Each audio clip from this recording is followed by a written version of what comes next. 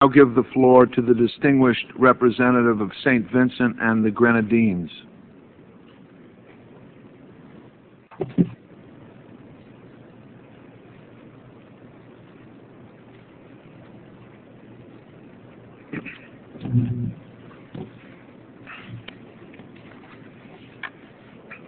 Mr. President, Excellencies, ladies and gentlemen, St. Vincent and the Grenadines associates itself fully with the statements made by Barbados on behalf of the Caribbean community, by Grenada on behalf of the Alliance of Small Island States, and by Antigua and Barbuda on behalf of the Group of 77 and China.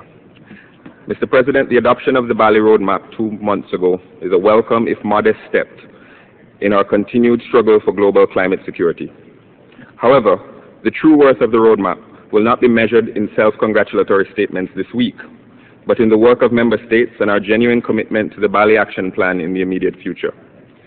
The United Nations process has adequately framed the issues and charted the way forward. Now it is time for the world to work towards concrete implementation of both the spirit and the letter of the roadmap. St. Vincent and the Grenadines accepts the scientific evidence that demonstrates a causal relationship between climate change and the levels of greenhouse gas emissions emanating primarily from developed countries.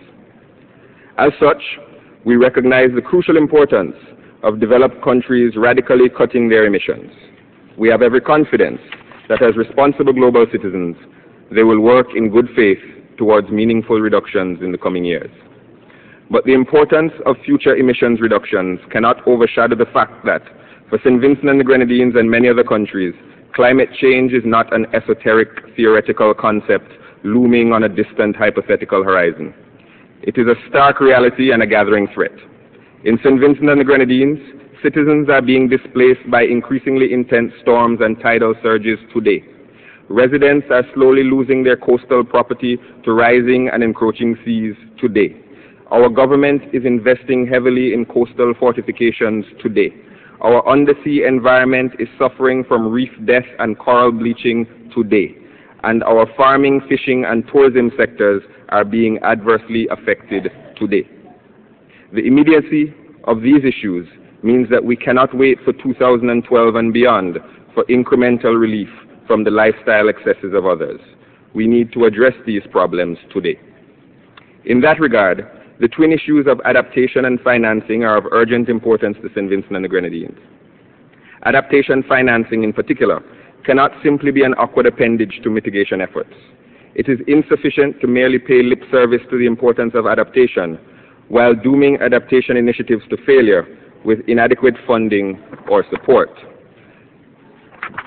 If climate change is indeed the defining human development challenge of the 21st century, as stated in Bali by the President of the UN Climate Change Conference, we cannot delude ourselves into thinking that this challenge can be addressed on the cheap.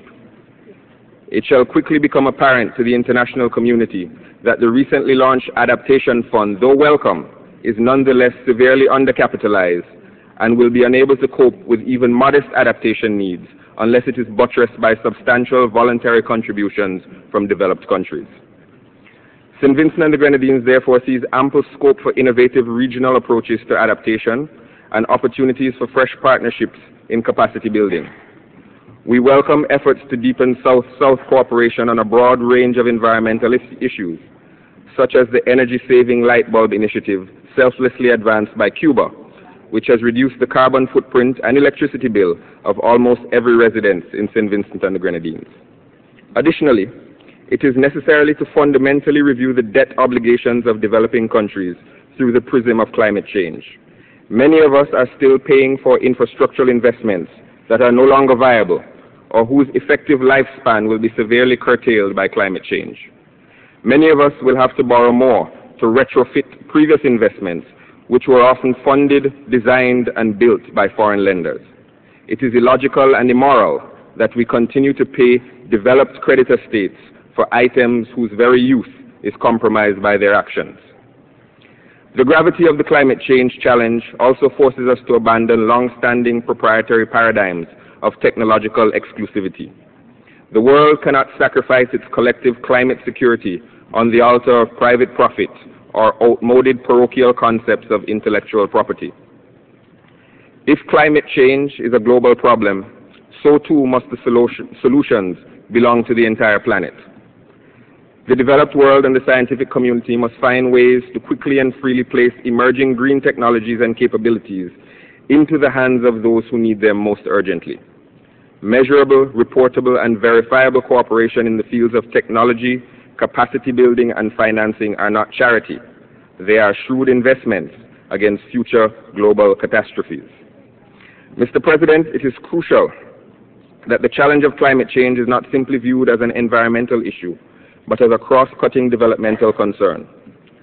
For some states, coping with climate change may not only represent an added expense, but may require a complete readjustment of its developmental priorities. St. Vincent and the Grenadines, for example, has been effectively globalized out of reliance on agriculture as the dominant engine for national growth and development. Now, the threat is that we may be climatized out of a similar reliance on tourism. We are making multi-million-dollar investments in leveraging our sunny climate, calm seas, pristine beaches and coral reefs to lure tourists. Climate change threatens to deprive us of these few marketable natural assets. Further, the profound developmental implications of climate change must necessarily trigger a fundamental re-examination of the international community's approach to developmental assistance.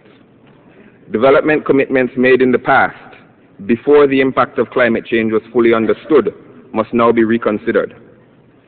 And those of us in the developing world must clearly consider the developmental impact of not only climate change, but also the measures being employed to address it. For example, the rush to biofuel production will barely dent the developed world's appetite for fossil fuels, but has already made basic foodstuffs noticeably more expensive in many development states. We cannot allow ourselves to be negatively affected by both climate change and its proposed solutions. Mr. President, while St. Vincent and the Grenadines is fully cognizant of the critical importance of steady and efficient procedural progress in coordinating the global effort against climate change, we in the United Nations cannot become so enamored with the process that we lose sight of the substance of our mission. There is an old joke in the medical profession whose punchline is the operation was a success, but the patient nonetheless died.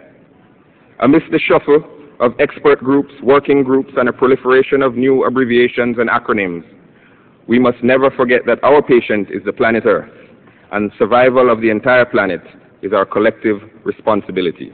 We cannot afford to fail. I thank you. I thank the distinguished permanent representative of St. Vincent and the Grenadines, and I now give the floor to the distinguished permanent